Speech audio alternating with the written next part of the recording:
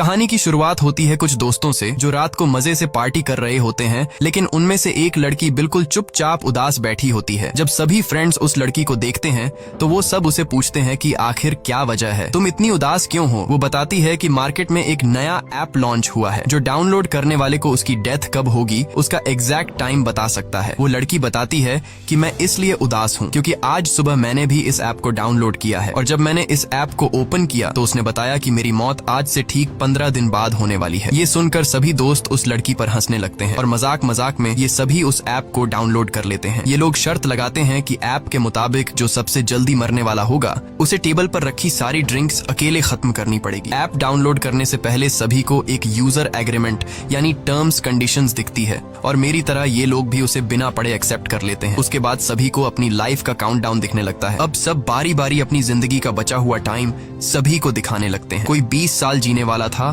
तो कोई 60 साल। लेकिन कोर्टनी परेशान नजर आती है। जब वो अपना मोबाइल फोन दोस्तों को दिखाती है तो उस ऐप के हिसाब से उसके पास सिर्फ 3 घंटे बचे हुए थे। जैसे ही काउंटडाउन 0 हुआ वो मारी जाएगी। ये देखकर कोर्टनी डर जाती है, लेकिन उसके दोस्त कोर्टनी को समझाते हैं कि डरो मत, ये ऐप सिर्फ एक मजाक है। अब गेम के हिसाब से जिसके मोबाइल में उसकी जिंदगी का सबसे कम टाइम बचा होगा वह टेबल पर रखी सारी ड्रिंक्स पिएगा। इसलिए कोर्टनी गेम हार जाती है क्योंकि उसके मोबाइल में उसके पास सिर्फ 3 घंटे बचे थे। अब सभी दोस्त कोर्टनी से कहते हैं कि रूल्स के मुताबिक तुम्हें सारी ड्रिंक्स पीनी होगी। तभी कोर्टनी का बॉयफ्रेंड एवन आ जाता है और कोर्टनी की जगह वह खुद सारी दारू पी लेता है। पार्टी खत्म होने के बाद जब कोर्टनी अपने बॉयफ्रेंड एवन के साथ गाड़ी में बैठी तो एवन ज्यादा ड्रिंक करने की वजह से उसे चढ़ गई थी। इसलिए कोर्टनी एवन को ड्राइव करने से मना करती है, लेकिन एवन उसकी नहीं सुनता। कोर्टनी ऑलरेडी ऐप की वजह से डरी हुई थी, इसलिए वह कार से उतरकर पैदल ही घर जाने लगती है। एवन कोर्टनी को गाड़ी में बैठने के लिए कई बार कहता है, लेकिन जब वह नहीं बैठती तो एवन गुस्सा होकर उसे अकेला छोड़कर वहां से निकल जाता है। तभी कोर्टनी के मोबाइल पर उस ऐप का नोटिफिकेशन आता है कि उसने यूजर एग्रीमेंट तोड़ दिया है। कोर्टनी को इसका मतलब समझ नहीं आता, लेकिन ये देखकर कोर्टनी और ज्यादा डर जाती है। तभी हम देखते हैं कि काला कोट पहना हुआ कोई आदमी उसका पीछा करने लगा। तब कोर्टनी को मोबाइल पर एक अलर्ट आता है कि उसके पास सिर्फ 7 मिनट बचे हुए हैं। कोर्टनी घबराते हुए जल्दी अपने घर पहुंच जाती है। घर में एंटर होते ही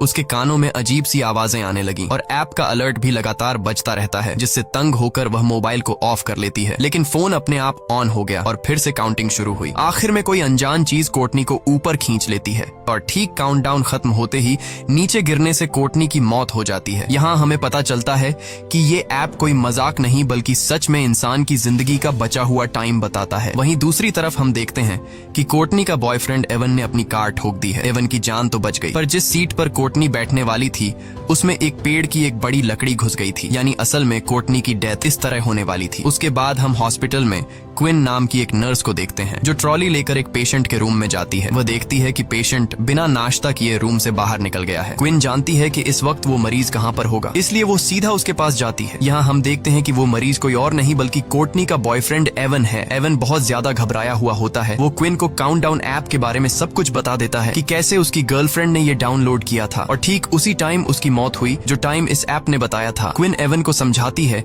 कि ये बस एक इत्तेफाक होगा। भला कोई ऐप किस तरह से किसी इंसान को उसके मरने का टाइम बता सकता है। वो उसे रिलैक्स करके सर्जरी के लिए तैयार करने की कोशिश करती है, लेकिन एवन सर्जरी के लिए किसी भी कीमत पर तैयार नहीं होता क्योंकि अब उसने भी काउंटडाउन ऐप डाउनलोड कर ली थी। ऐप के हिसाब से एवन के पास जिंदा रहने के लिए सिर्फ 19 घंटे बाकी थे और ठीक 19 घंटे बाद एवन की एक सर्जरी होने वाली। देखने के लिए वीडियो को लाइक करो।